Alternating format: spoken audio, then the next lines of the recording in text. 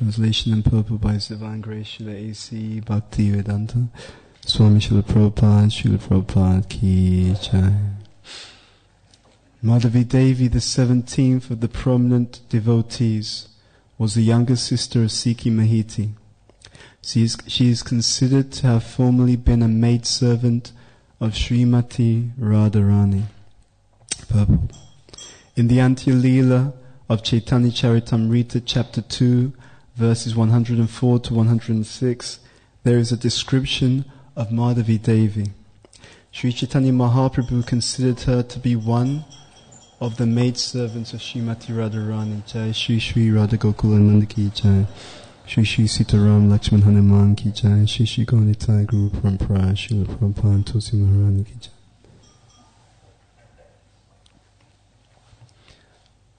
Within this world, Chaitanya Mahaprabhu had 3.5 very confidential devotees.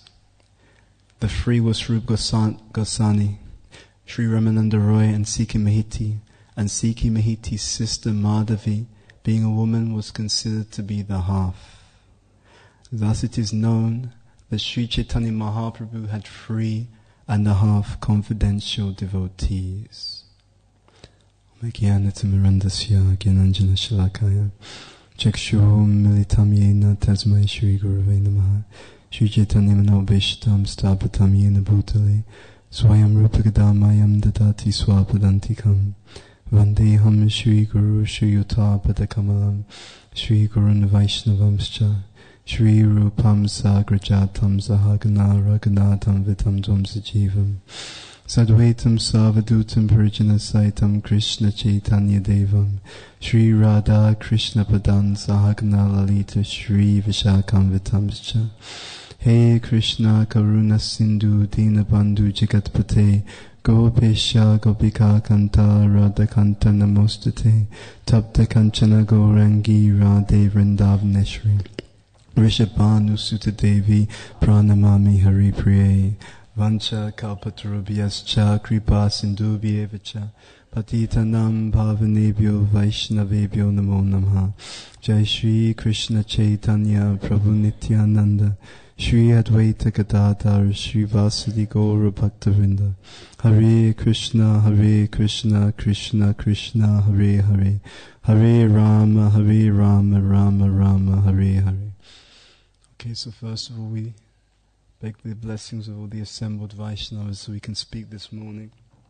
It was a very auspicious day, being the appearance day of Srila Satchidananda, Srila Bhaktivinoda Thakur, and also we'll discuss something in relation to this particular verse and purport.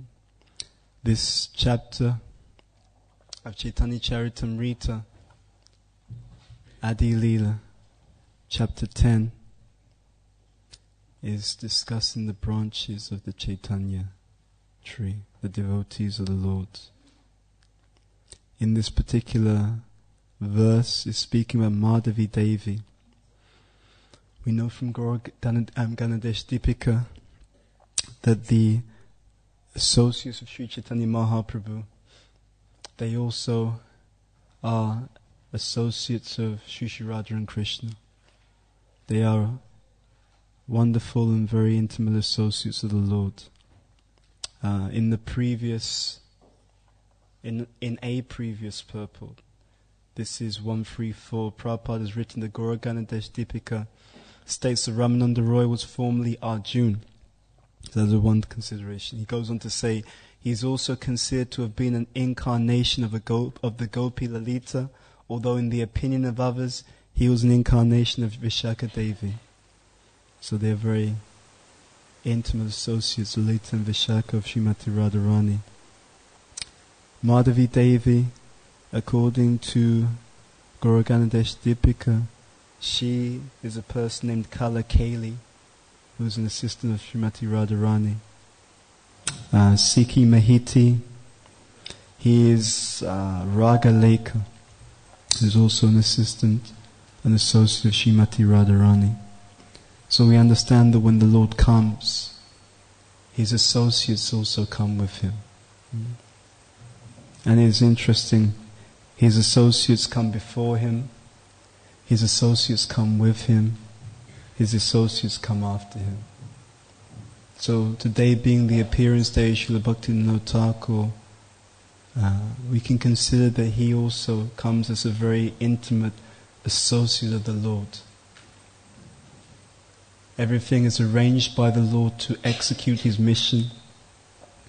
The mission is so powerful that the mission is always to be ultimately successful.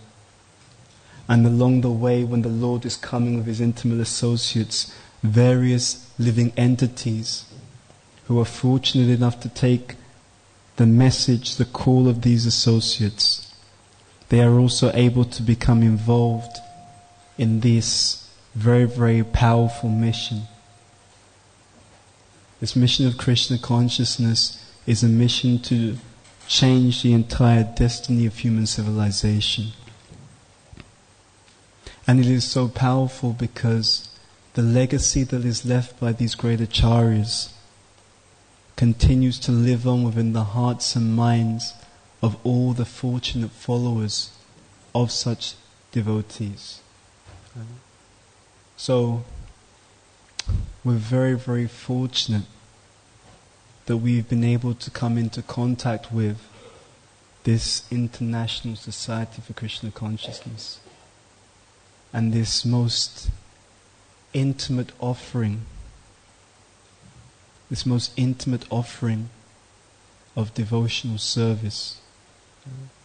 We say the most intimate because as we understand the lives of our acharyas, we see that these personalities come from the most intimate place within the spiritual world.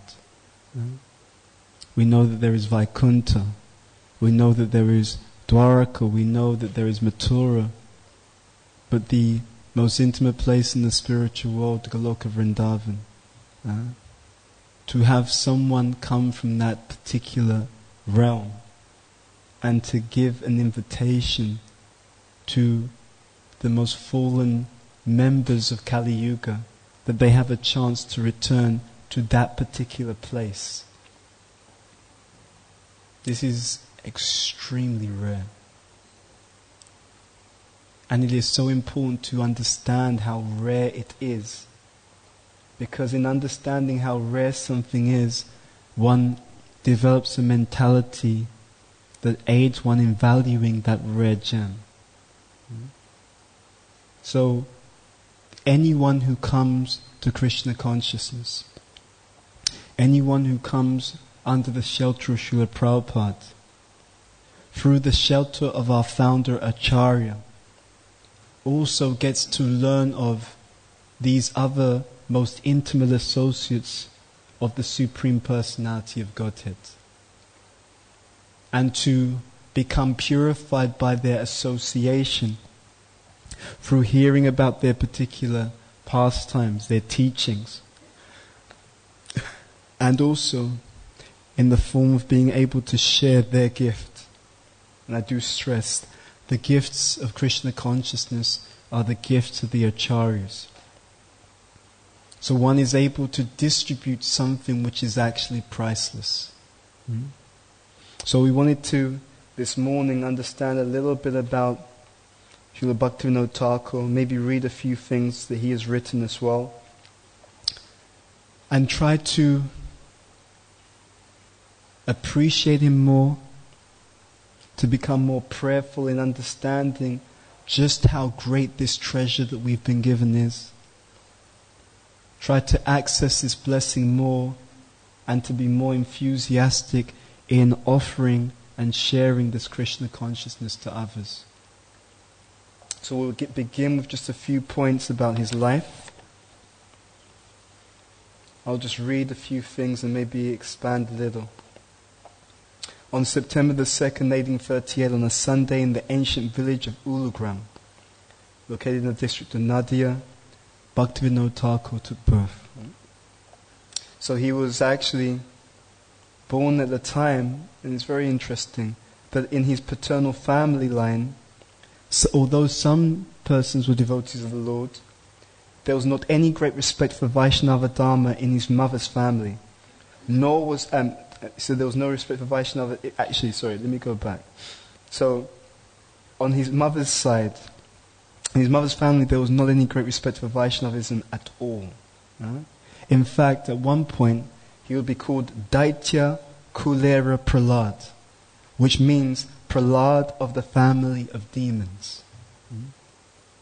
Prahlad of the family of demons. This is actually a term that was used to indicate or used in regards to Bhaktivinoda Thakur. It is also mentioned that when he was 11 years old, his father passed away.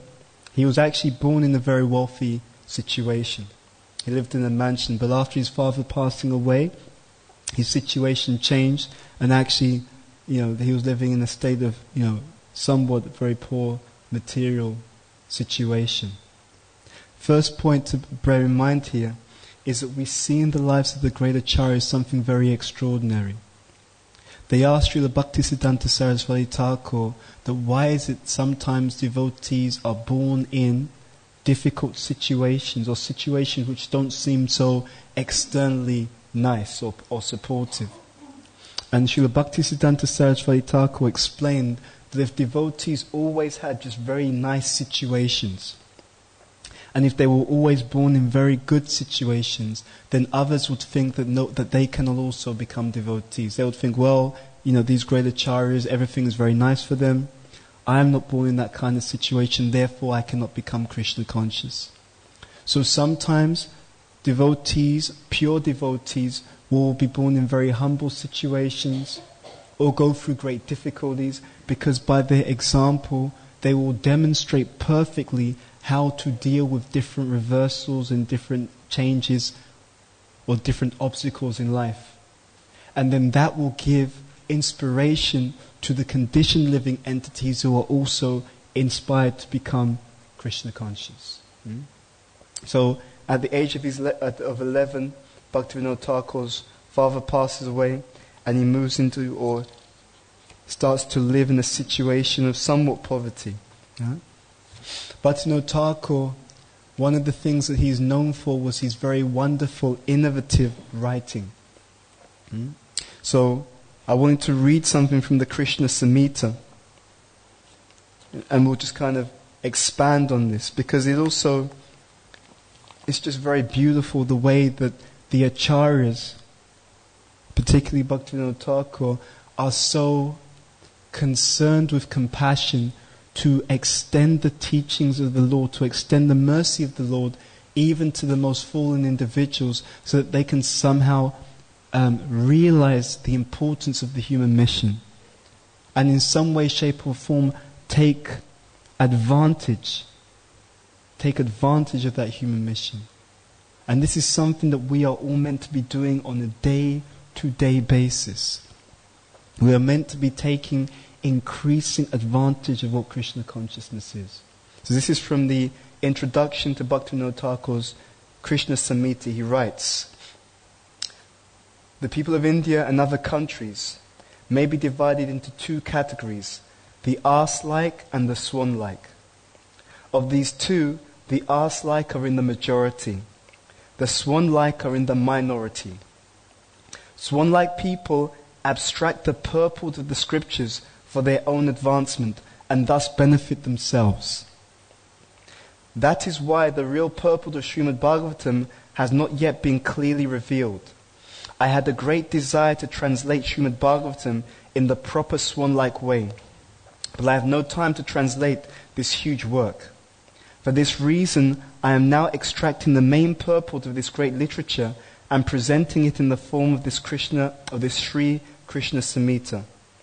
As I was not satisfied after reading the verses of this book, I translated them into Bengali. I hope learned people will always scrutinizingly discuss this book in order to ascertain the spiritual subject matters. Everyone has the right to discuss spiritual topics. Yet people are divided into three categories according to their qualifications. Those who do not possess independent power of discrimination are in the first category and are called neophytes, or those with soft faith. They have no alternative to faith. If they do not accept whatever the compilers of the scriptures write as the order of the Lord, then they fall down. They are qualified only for understanding the gross meanings of the science of Krishna. They have no qualifications for understanding the subtle meanings. Until they gradually advance by good association and instruction, they should try to advance under the shelter of faith.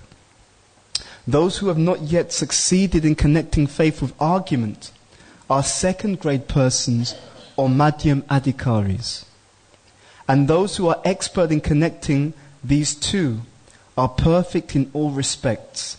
They are able to attain perfection by utilizing material resources in their independent endeavors. They are called topmost persons or uttama adhikaris. Of the three, it is necessary to ascertain who is a proper candidate for studying this book. The neophytes are not qualified, but they can gradually become qualified by attaining a higher stage through good fortune. The expert topmost persons have no direct need for this book other than to strengthen their own conclusions. Still, they should discuss this book with due respect in order to benefit the madhyam adhikaris. Therefore, it is the madhyam adhikaris who are the proper candidates for studying this book. All the above mentioned three categories of people are qualified to study Srimad Bhagavatam. Yet most of the commentaries on this matchless book are composed for the benefit of the neophytes. The commentators were all swan-like persons, and they have exhibited more compassion towards the neophytes than towards the madhyamas. Whenever they discuss jnana, they are referring to Brahma Jnana, or the impersonal understanding of the absolute truth. Therefore, modern speculators are not benefited. Now this is very important. Nowadays, many people of our country discuss foreign literature and science with a desire to scrutinize its significance. They quickly become faithless after observing the indirect presentations by the writers of the scriptures and the commentaries that are appropriate for the neophytes as mentioned above. They then either adopt a different religion or become famous for introducing a new one.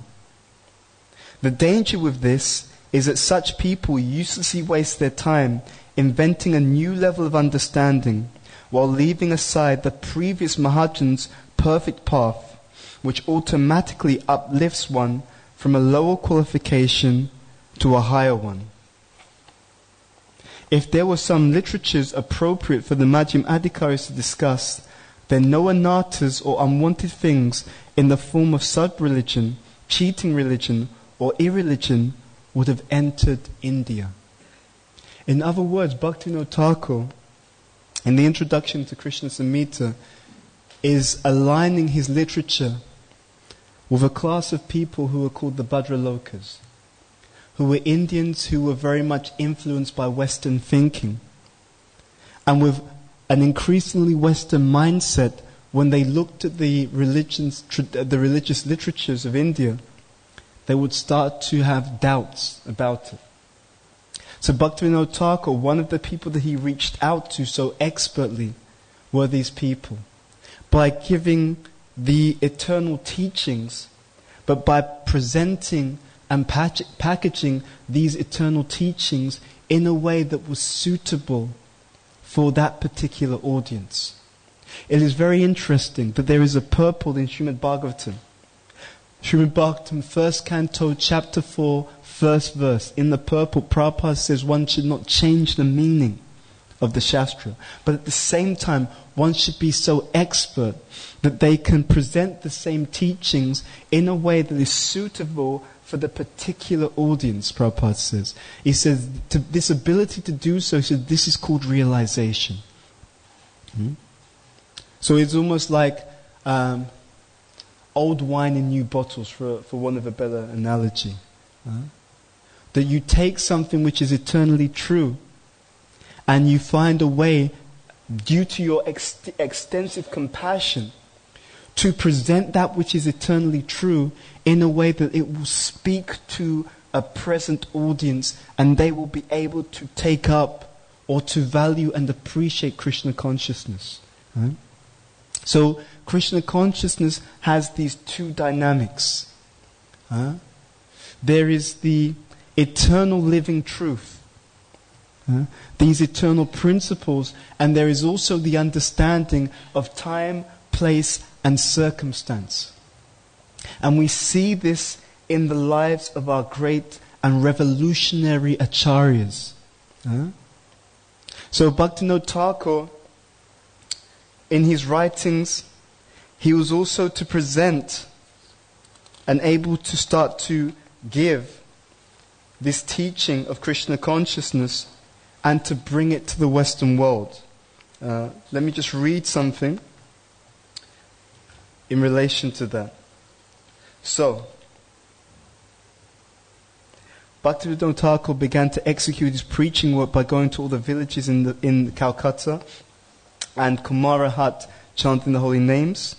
At this time in 1896, in a pioneering spirit, he sent the teachings of Sri Chaitanya beyond the tiny borders of India and to the West in the form of a small booklet he had written in Sanskrit called Sri Gauranga Leela Smarana Mangala Stotram. It had a Sanskrit commentary by a renowned Pandit of Nadia, Srila Sitikant Vachaspati. And for English knowing people, the book contained an introduction in English called Chaitanya Mahaprabhu, His Life and Precepts. This booklet found its way into the library of McGill College in Canada, the library of Royal Asiatic Society of London, and a few other highly respectable institutions. The following remarks appeared in the Journal of the Royal Asiatic Society of London, quote, under the title of Sri Gauranga Leela Smarana Mangala Stotram, the well-known Vaishnava Sri Kedarnath Bhaktivinoda MRAS has published a poem in Sanskrit on the life and teachings of Chaitanya. It is accompanied with a commentary also in Sanskrit, in which the subject further elucidated is preceded by an introduction of 63 pages in English, in which the doctrines taught by Chaitanya are set out in somewhat full detail. This position, and more especially as against Skanda and the Advaita Vedantis, is explained at length. The little volume will aid our knowledge of this remarkable reformer, and we express our thanks to Bhaktivinoda for giving it to us in English and Sanskrit rather than in Bengali, in which language it must necessarily have remained a closed book to European students of the religious life of India.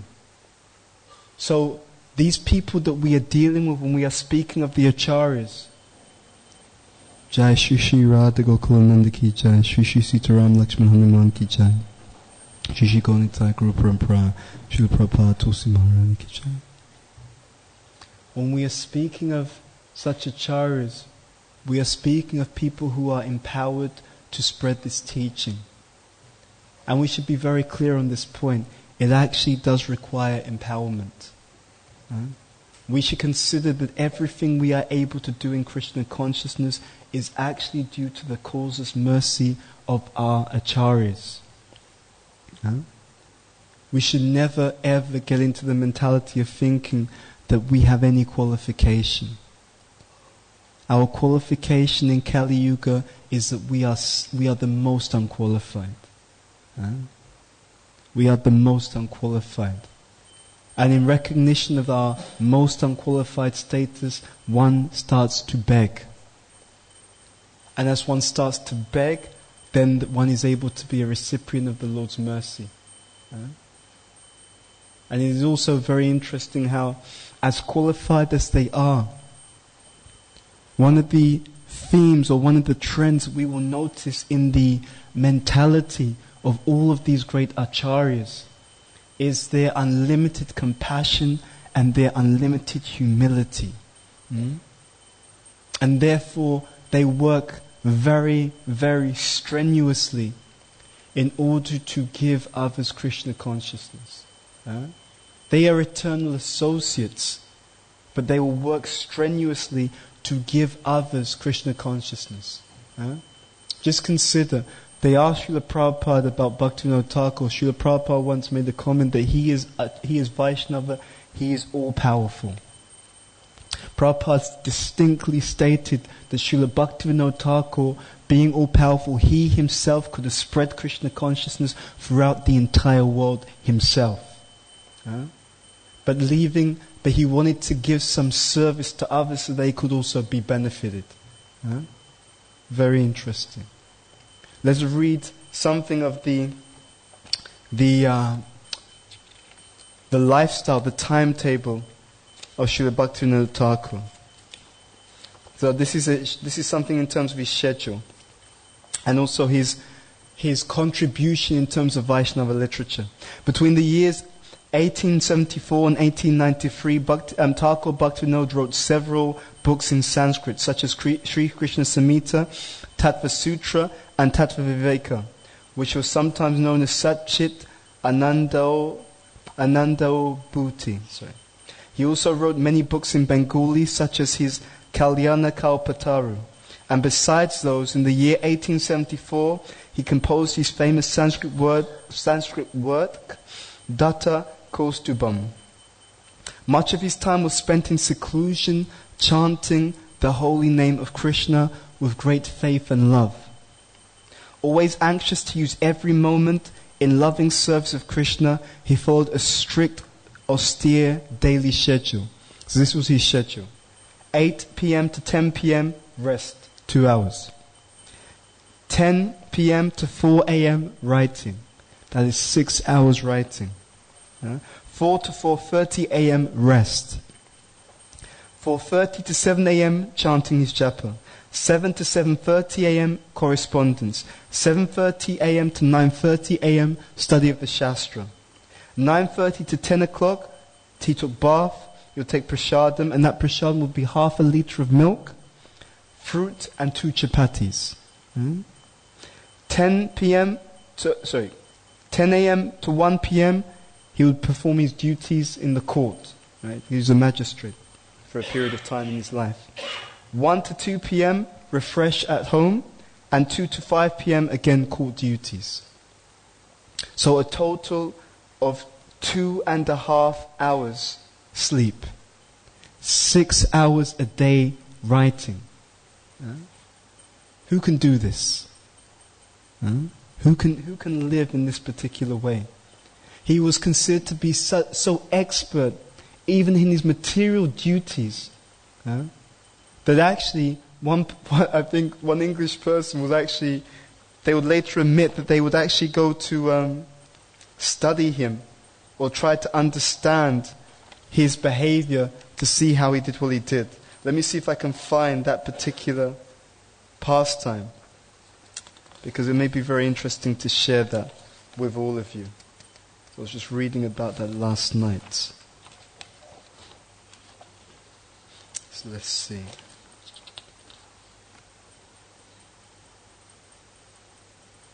Okay, maybe we'll have to find that later on, because I'm not sure exactly where it is at this particular point in my notes.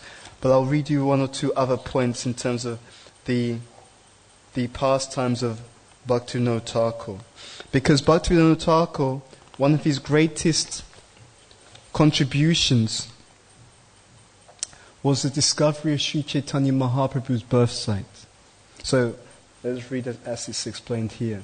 In the year 1887, Thakur Bhaktivinoda thought within himself, quickly taking leave from government service, I will go to see some forest in Vraj on the sandy banks of the Yamuna and perform bhajans with Bhakti Bringa Mahashaya till the end of life.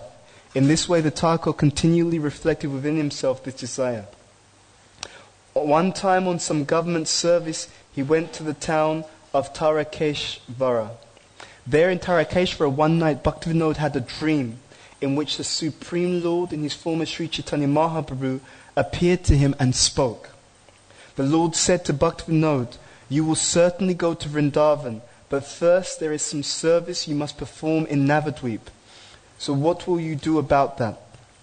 Upon saying this, the Lord disappeared and the Thakur awoke. Bhakti Bringa Mahashaya, upon being told of the dream by Bhaktivinoda, advised the Thakur to apply for a government transfer to the district headquarters at Krishnanagar, which was right near Navadvip. The Thakur made great endeavors to get a transfer to the land of Lord Chaitanya, and to gain this end, he even declined to accept the offers of the personal assistant to the Chief Commissioner of Assam and the office of the Minister of Tripura State. He even applied to the government for pension with a view to retire from government service, but the application was not accepted. Thus, failing in his efforts to be relieved of his official duties, he at last arranged in December of 1887 a mutual exchange with the Deputy Magistrate of Krishnanagar, Babu Radha Madhava Vasu, and thus went to Krishnanagar to execute his mission given to him by the Lord.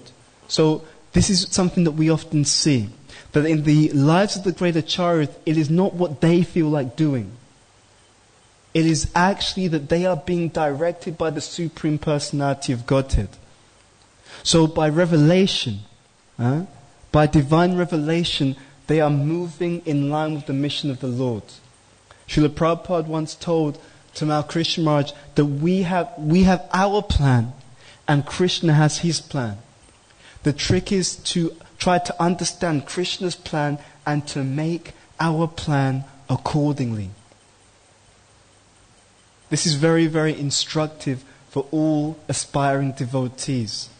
Prabhupada will explain in one purport in Srimad Bhagavatam 3rd Canto that if one relies upon the plan or the mercy of the Lord, then one stands to gain far more than one could ever gain by their own planning and by their own arrangement. So we often think that actually the smart thing is to make our own plan.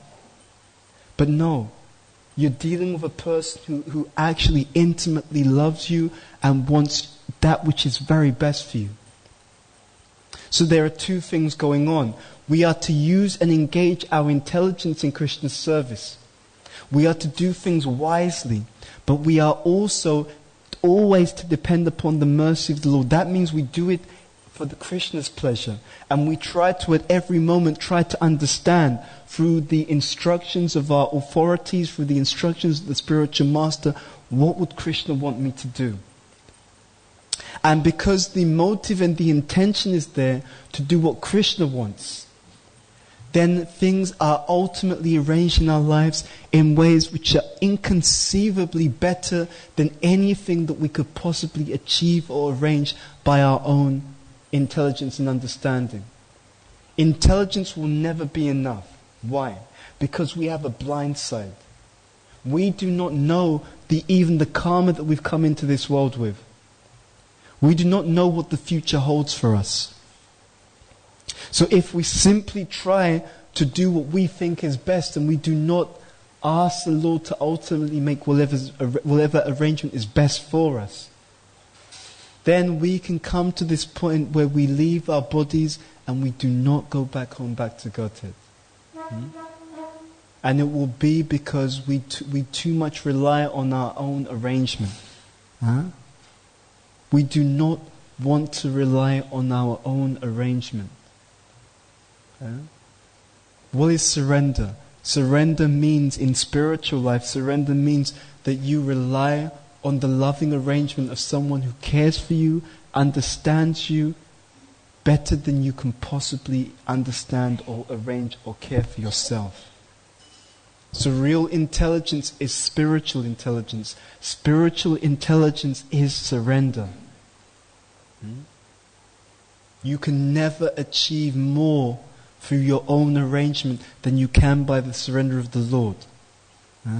And this theme is played out through the lives of the great acharyas. So just like here, we are understanding that Lord Chaitanya himself is directing Bhaktivinoda Thakur.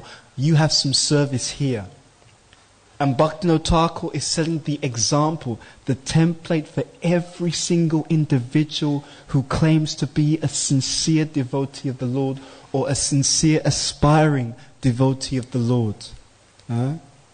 We want to try to understand Krishna's will. So sometimes we think that it is equal. So someone is doing whatever they like in Krishna consciousness. Devotee A does whatever they like in Krishna consciousness, but it's still within Krishna consciousness, is good.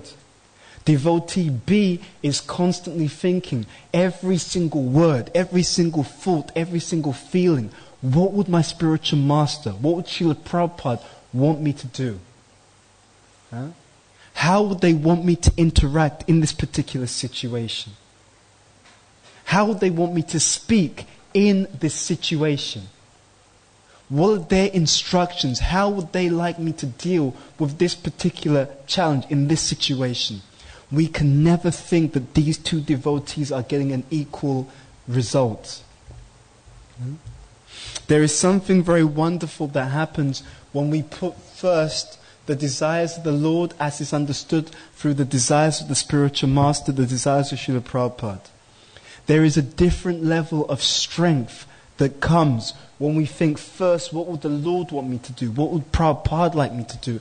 And then we do that as opposed to doing whatever we feel like doing, even if it is in Krishna consciousness. There is a different level of strength. That mood, that is the mood of a pure devotee. So we can practice pure devotional service. Even if we are not pure devotees, we can practice pure devotional service by trying to think first, what would Krishna want me to do in this situation? How would Krishna like me to chant?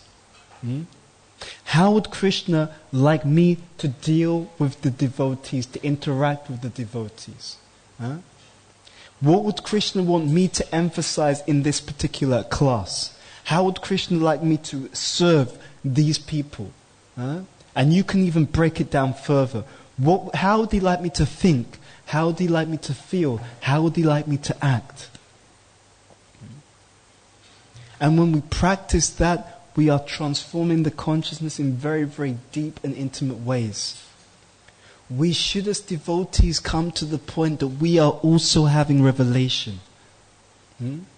Of course, we never take our revelation to be standalone. We are always taking whatever seeming revelation we have, we always check it with Guru Sadhu Shastra. We always get it confirmed by more advanced devotees and by the spiritual master. That way the mind cannot trick the devotee. But we should be having revelation. Because Krishna consciousness is alive and it's dynamic. But it's alive and it's dynamic because you live it.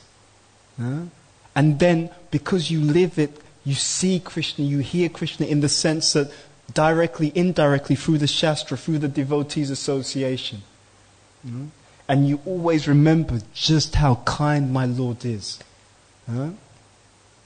We should be able to always understand that the love, the care, the concern that we receive through the devotees, you should understand that this is coming from Krishna. Don't think it's a separate thing.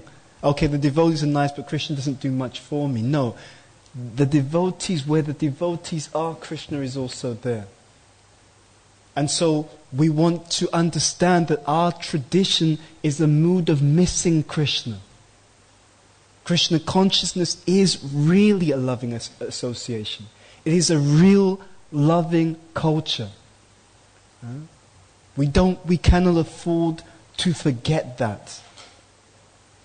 When these acharyas are on the planet performing their pastimes, they are experiencing that love. And because they are soaked, absorbed in how truly kind Krishna is, they cannot imagine how other people can live without also experiencing Krishna's kindness. They are experiencing it. How kind Krishna is, how kind Krishna cares for us, how he supports us, how he gives so much kind revelation. And in being touched by that kindness, they think, how can these other living entities, how can they exist without also experiencing this very sweet, this very blissful, loving life? It's a lifestyle. It's not just one or two things. It is an entire lifestyle. a moment by moment experience of Krishna's kindness, Krishna's love. And because they are soaked, they are experiencing this, they want others to also be as fortunate. So when we read Prabhupada's books, when you read or hear about the lives of these great devotees, we should get some sense of how they are so touched. They are so above the pettiness of this material world. And when we hear about their example, when we glorify their example, something of their qualities also enters into our consciousness. Right? The rule follows the reality. The reason why we are advised in our tradition to glorify great devotees, one of the reasons, is because in the Shastra it's explained that there is what is called the Anahata chakra, right? Which is the heart chakra. So when we are open and empathetic to the example of great devotees, and when we glorify such great devotees, a certain degree of their qualities also enters into our consciousness. So it's a very, very wonderful example when we get to hear about these people. And on such days as this, their merciful presence is more readily available. Their merciful presence is more readily available. So one of the most important things to do on such appearance days, and we encourage all of you to do this, is to make a prayer to Srila Bhaktivinoda Thakur. And that prayer can be of two types. One is a prayer of gratitude, of just the wonderful things that he has given, this great gratitude, of his own example, his inspiring example. We want to follow in the line of our acharyas, who are ever existing in the spiritual world, very, very intensely intimate associates of Sri Sri Radha and Krishna, and who are constantly overseeing this entire movement of Krishna consciousness, who are working together, making arrangements so that we can come back and so that others can also come back to Krishna. Their mission is eternal, it never stops. So we want to pray in appreciation, and we also want to beg for their mercy. We also understand at these times that the mercy of the Lord is great. But there is something greater than the Lord's own mercy, and that is the mercy of the Lord's most intimate, and we say most intimate associates. Their mercy is even more great than Krishna's mercy. So of the two, if you're going to pray to anyone, pray to Bhaktivinoda Thakur. Because he will be even more kind to extend his compassion to help us. And we can always be in that mood of prayer. We should always be in the mood of prayer. When we look at the lives of great acharyas, something becomes very apparent. It's not just an external exercise. It is not just about moving the mind and body. It's not just about moving the body, but it's also, we're meant to develop a mental culture. Does that make some sense? It is also, Krishna consciousness in the lives of these great devotees is also a mentality and a consciousness of always trying to please Krishna. Constantly thinking, what would please my Lord? So let's read a bit further about this discovery of Sridham Mayapur. While stationed at Krishnanagar, Thakur Bhaktivinoda will go again and again to the present-day city of Navadvip and search in various places for the birth site of Sri Chaitanya Mahaprabhu.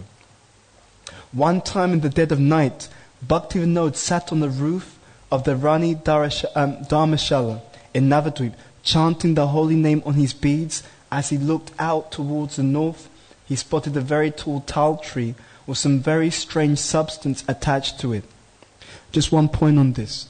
So it is explained that when Srila Bhaktivinoda Thakur would chant, sometimes he would sit on the roof and chant. And observers have stated that when they would observe him chanting, it was like someone calling out to someone who was very far away. Isn't that interesting? That there is that even their example, even in their sadhana, was so wonderful. He wouldn't consider that Krishna is close. Krishna is near me. Krishna is with me. I'm a great acharya.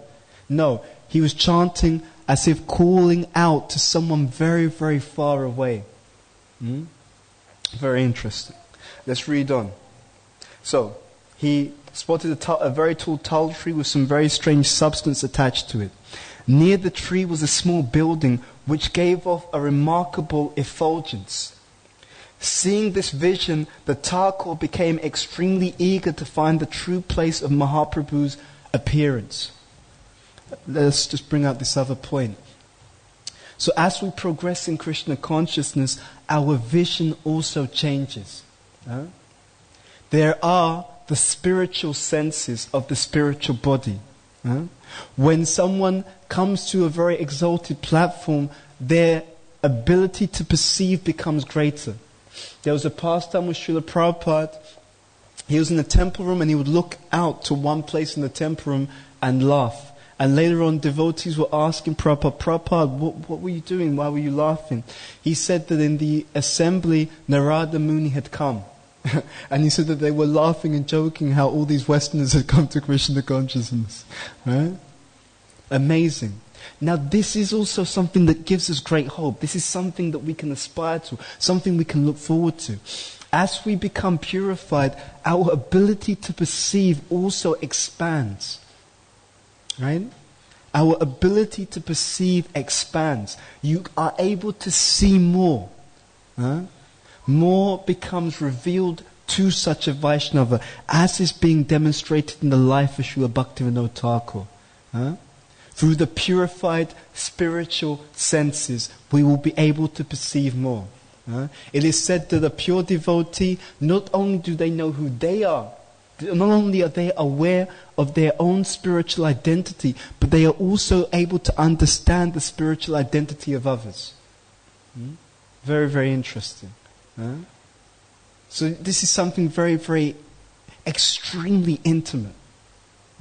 So many wonderful things will become revealed upon our endeavor and our sincere qualification. So don't ever think Krishna consciousness is dull. There is no such thing as dull Krishna consciousness. There is simply the dull misapplication of the ever blissful and ever dynamic, ever vibrant devotional culture. So let's read on. So, but in the Thakur, seeing this vision, the Thakur became extremely eager to find the true place of Mahaprabhu's appearance. With this in mind, he went to the Krishnanagar collectory, where he began to study some very old manuscripts of Chaitanya Bhagavat and Narahari Shakara Thakur's Navadvip Dham Parikram, as well as some old maps of the district of Nadia. Going to the nearby village and inquiring from many of the elderly people there, Bhaktivinoda Thakur came to know of many facts about the modern-day town of Navadvip and the old Navadvip on the eastern banks of the Bhagirath River. After this, through much research and endeavor, Thakur Bhaktivinoda was able to understand that the place he had seen that night on the roof of the Dharmashala was the actual site of Sri Chaitanya Mahaprabhu, Sri Chaitanya's birth. Again, another point we can bring out here. How much endeavor was done? Just so that no one will ever think that Krishna consciousness is cheap. You have here a Nitya Siddha, empowered Vaishnava associate of the Lord. Right? But nothing is cheaply given. So when we have challenges and difficulties, never be in the mindset that, oh, Krishna doesn't care about me. No, it's just that Krishna does not want to be taken cheaply.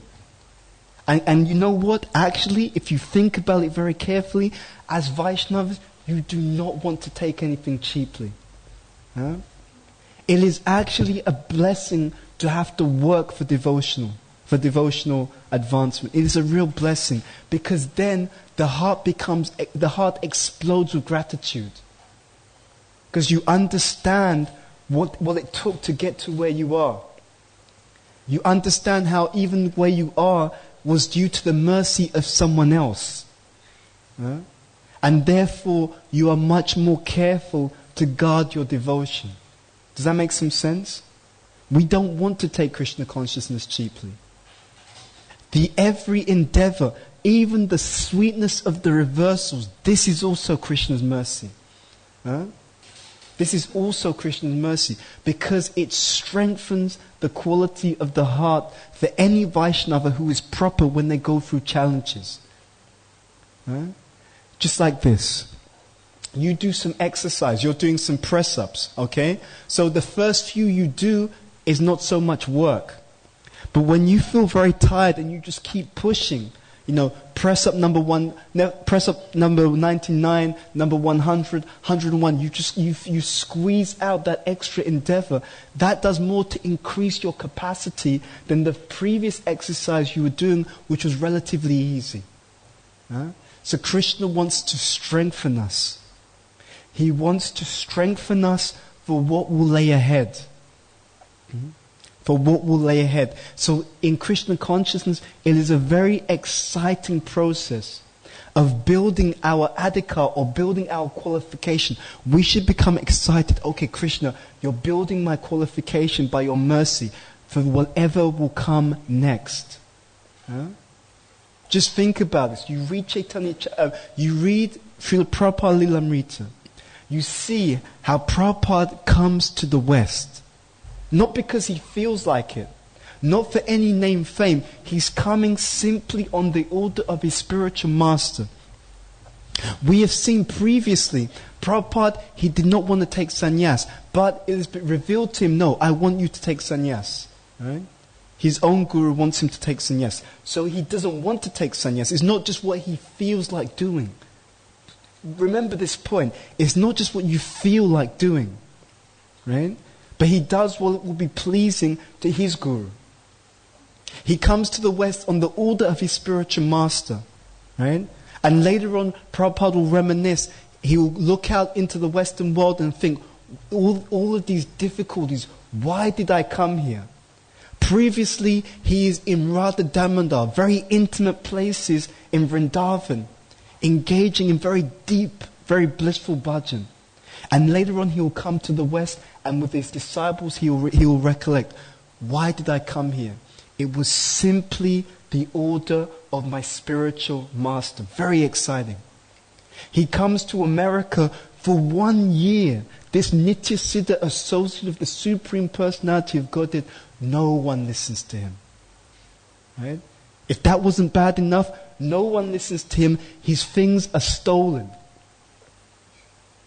Now you could question at this particular point, what kind of a God is this? Right? How is he treating his pure devotee? Huh? But Prabhupada would also explain later on to his own disciples that he realized later when all of these things were going on that Krishna was simply strengthening him for what lay ahead. So ladies and gentlemen, we will understand that we've been able to try to receive something of the mercy of Guru Sadhu Shastra when we are also able to anticipate through whatever reversals there is some greater mercy that is being arranged here. Huh? And don't wait till the reversals come. We need to imbibe this mentality now. And personalities such as Bhaktivinoda Thakur, they will demonstrate to us how to imbibe this mentality of work. Huh? There are 3 factors that are necessary for success according to the Mahabharata. Okay? So Mahabharata explains focus, endeavor, and Krishna's grace. Huh? Without these 3 things, nothing gets done. Nothing works. So we should always remember that.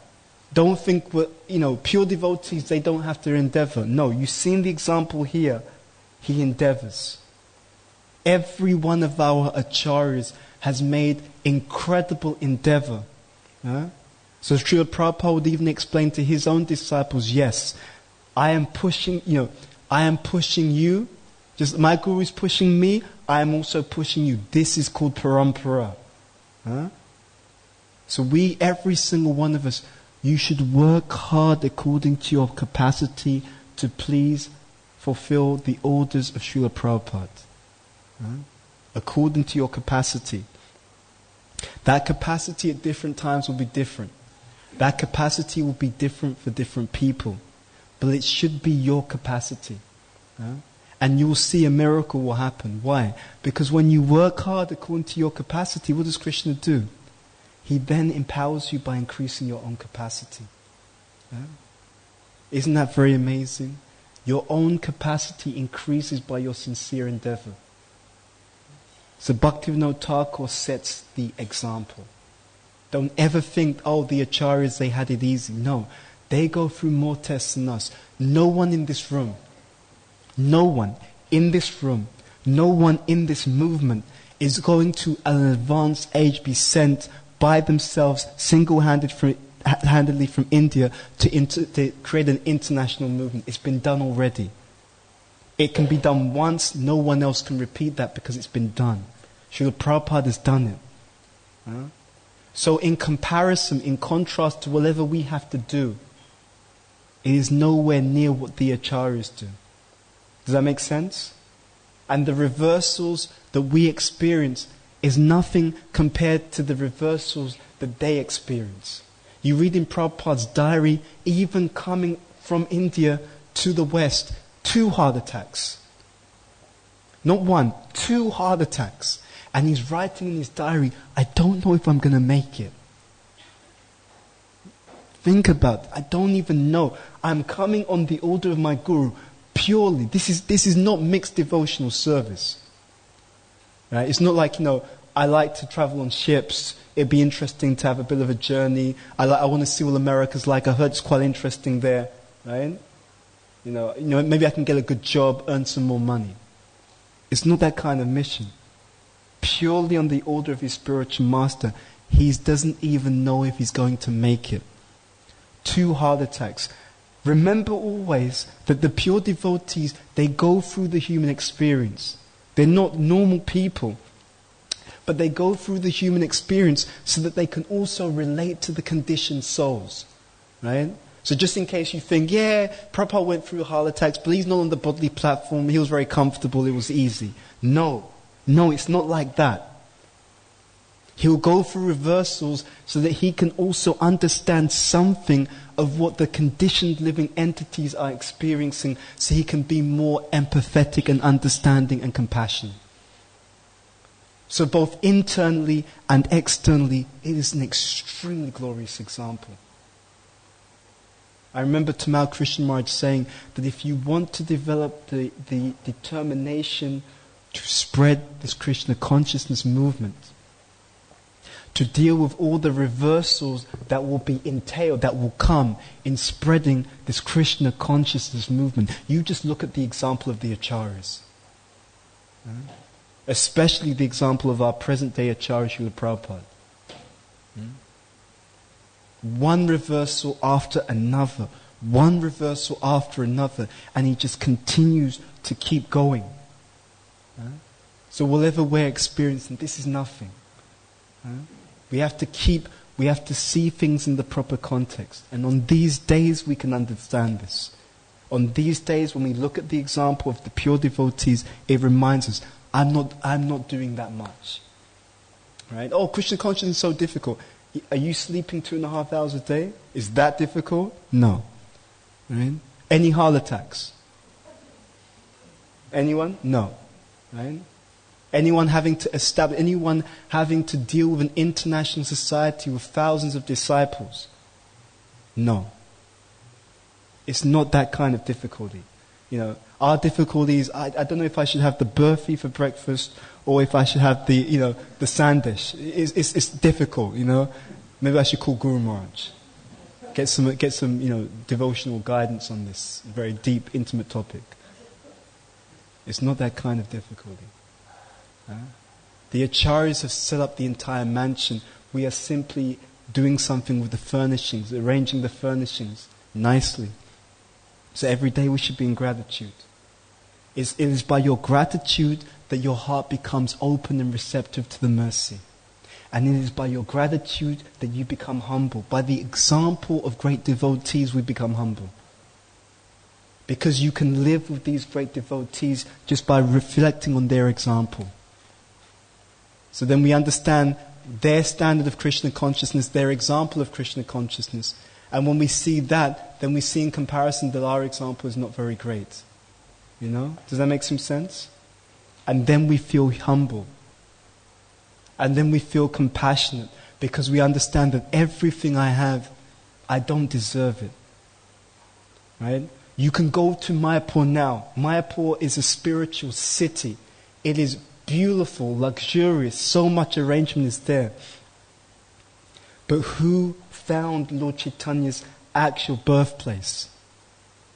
And when it was found, do you think Mayapur looked like that to Bhaktivinoda Thakur? No, not at all. Painstaking work and effort goes into all of these things. Someone is making huge sacrifices on our behalf so that we can practice Krishna consciousness. That's the real point. Someone is making huge sacrifices because nothing, please remember this, if you remember nothing else, nothing in Krishna consciousness comes without sacrifice. There is no freebie. There's no free rides. If you're not making the sacrifice, it means that some other Vaishnavas are making the sacrifice on your behalf, which is why you're able to do what you're doing in Krishna consciousness. This is the real point. Just in case we ever forget, I'm doing so well. No. It is, I remember discussing this with one devotee. He made a very wonderful point. He said that the movement is being maintained by some pure devotees who are chanting the pure name. Right? It is by the sacrifice and the purity of all the pure devotees that everything is being maintained. When you perform your Krishna consciousness properly, even the materialistic atheists, they all benefit. Because it is by the performance of duties that everything flourishes. And what is the highest duty? The highest duty is loving pure, unalloyed, right? Pure, unalloyed devotional service to the Supreme Personality of Godhead. As is exemplified by Srila Bhaktivinoda Thakur. It is by their pure, unalloyed devotional service that everything is happening. By the pure, unalloyed devotional service of Bhaktivinoda Thakur, Srila Bhaktisiddhanta Saraswati Thakur, Srila Prabhupada, the six Goswamis, all of these people, we owe our lives to such individuals. And the greatest fortune that the present day Vaishnavas have is that we know about them, we get to hear about them, and we get to do something for them. Don't try to please Krishna, try to please Krishna's most intimate associates. He will be more pleased when we try to do something in order to please his most intimate associates. And they are with us every day. I remember one devotee who used to live in this temple, so she brought her family to the temple, and when they came in this temple room, the family were looking at the murti of Prabhupada, and she was explaining to Prabhupada, and they didn't understand that he'd passed away, because one of them saw his fingers moving, right? And so they didn't understand. When she told them later that he'd passed away, they said, "What do you mean? We saw he was moving." They actually thought he was sitting there while she was talking about them, in the sense that they thought he was physically sitting there, which he is, in that sense. So everything of our culture is actually glorious and unlimitedly spiritual, but we simply have to have the eyes to see it. And that requires adhikar. So what is our adhikar? Our adhikar is given to us when we please the pure devotees. It's not even our adhikar technically. It is something, it's a gift bestowed upon us when we please the pure devotees. It's never ours.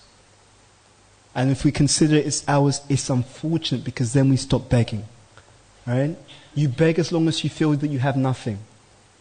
You understand? The moment you start to think that you have something, how will you beg? Right? How can a millionaire beg? They feel they have so much. How can they beg? How can they really beg from the heart? A feeling of emptiness, a feeling of destitution, a feeling of need.